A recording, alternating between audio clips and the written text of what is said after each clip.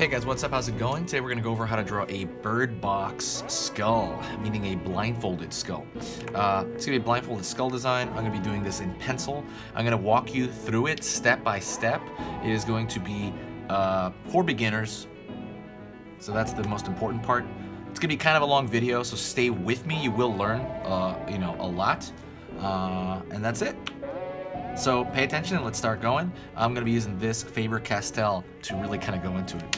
And I'm going to be using a generic pencil right here. A generic, actually I'll just use this one right here. This 4B pencil, doesn't matter. So let's start. I'm going to do the under kind of sketch of this, just for proportion's sake. And I'm going to do it pretty softly, and you might not be able to see it on camera that well, but what I'm going to do is I'm going to actually kind of blast through this part.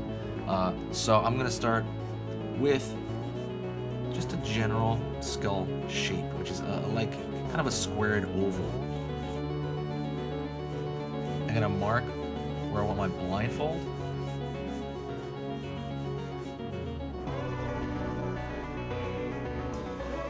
And you have to keep in mind the blindfold's going to wrap around the skull, over the eyes, around the back of the skull, and you kind of have to remember the planes of the head. There's going to be the front plane, and it's going to go into the side plane, as I talked about in the last video. Also, by the way, if you like this type of instruction, like if you want me to talk through my videos, hit that like button or tell me in the comments or give me some feedback, and I'm going to be posting these probably from now on. If I get enough likes and shares, I will be posting more where I talk through what I'm thinking, and so you can do it as well. Back of the skull right here, it's a little bit shorter. Don't know what you can see of that. So we have a rough layout. It's just an egg I chopped into. That's really it. So now I'm going to go into it already with this Faber-Castell. It's essentially like a brush. This is totally the wrong one. I did not want to use that. 1 second. Well, we're going to have to use it because I can't find the other one. So I'm going to go in here with this, and this is a Faber-Castell PITT artist pen, and it's an M, has like a medium. Comes in a set. Really good set of markers. I'll put the link in the description for kind of where you can buy these, off of Amazon. So what I'm going to do is I'm going to start with the blindfold itself.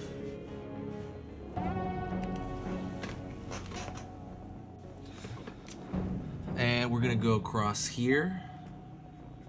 And think of the tension that's being pulled onto cloth. You're going to have to think in 3D. That's a big part of kind of all drawing. But really think of the tension being pulled on cloth. And think of a skull. And the easy way to think about a skull is think of your own face, Think of the front side and then the side. Where does it curve? Around the temple to become the side of the head. Down here.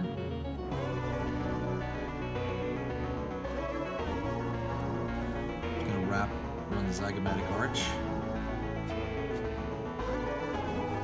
It's going to go above the nasal bone.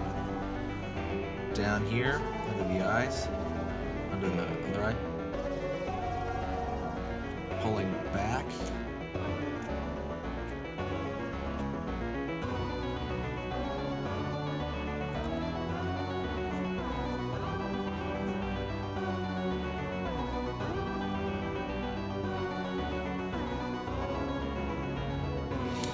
And then what I'm going to do is kind of draw some lines here for tension, like I said, but draw them coming from the sides or even in the middle. It's kind of up to you. You can draw little thin wispy lines, or you can draw kind of dotted lines. Then I'm going to go to the top of the actual skull here and start putting that in flat.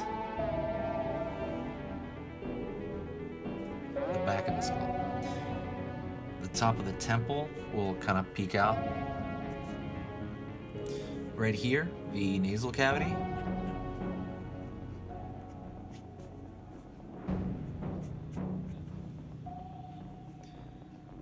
It's a bit of like an obtuse triangle. There's a lot of different ways to draw a skull. That's actually why I love it. Skulls are very traditional.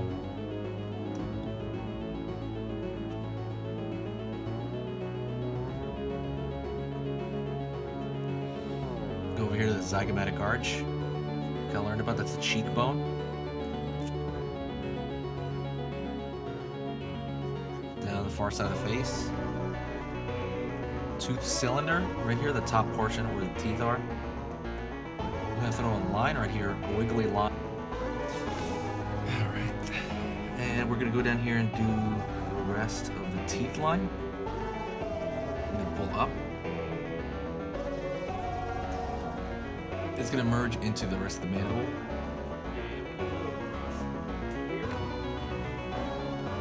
That's shocking. There's like some noise.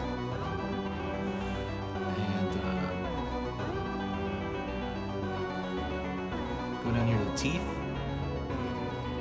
I mean the bottom tooth, the bottom mandible here. Crossed with the chin. Pulling back.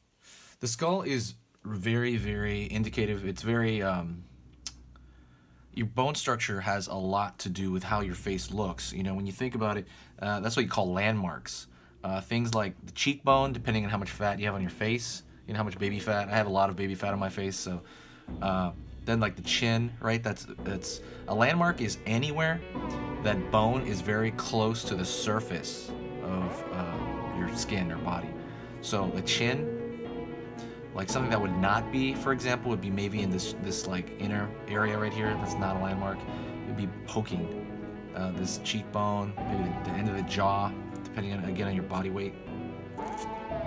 So those landmarks tie things together.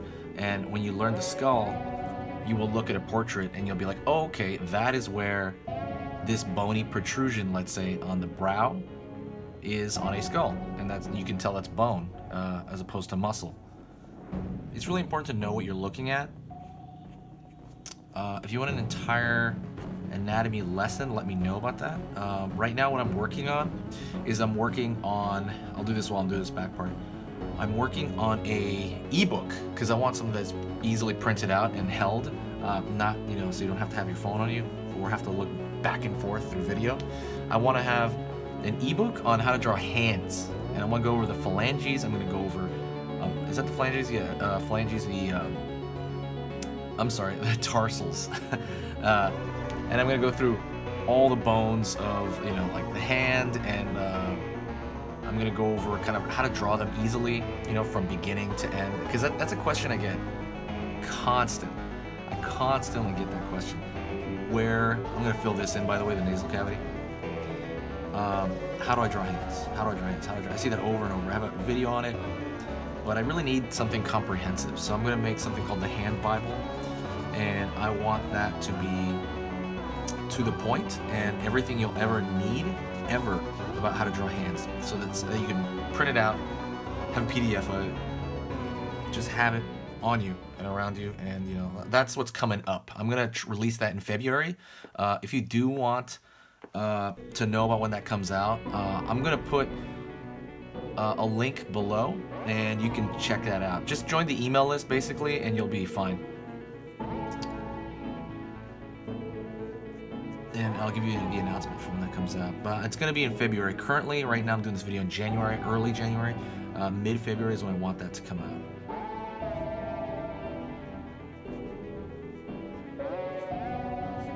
Doing the rows of teeth in the front. I'm going to roll back into the side here.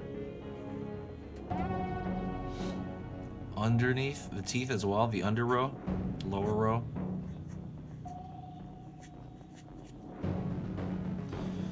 Filling in the negative space over here of the skull.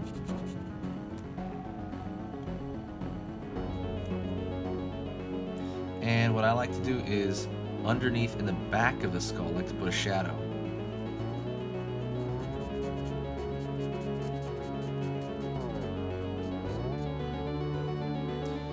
And I'm gonna throw a few lines right here underneath the kind of where the blindfold would cause a little bit of tiny bit of shadow. throw a little bit right here for kind of the upper chin, lower, where the kind of lower portion of the tooth cylinder ends, and then the kind of the chin begins. That's where I'm gonna put that. Now what I'm gonna do is I'm gonna erase these construction lines that I had over here originally with a pencil. I'm gonna be using just this eraser on the back of this pencil here.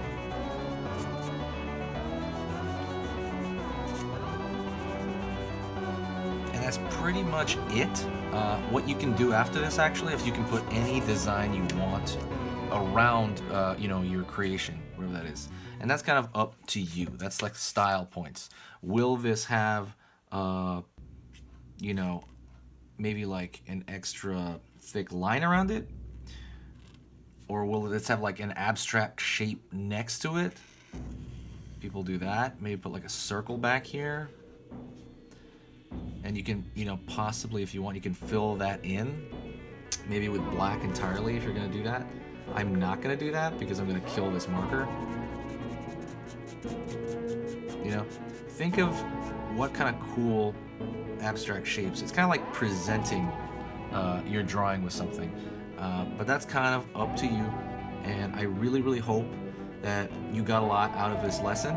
If you did, please hit that like button and share. Sharing is probably one of the most important things, and it's going to really indicate kind of what I need to do, what stuff I need to put more on this page.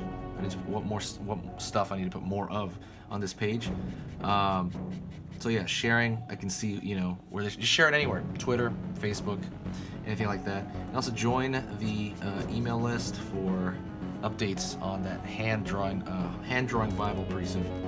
All right, thank you guys. I will see you in the next video, and hopefully having an awesome day. See ya.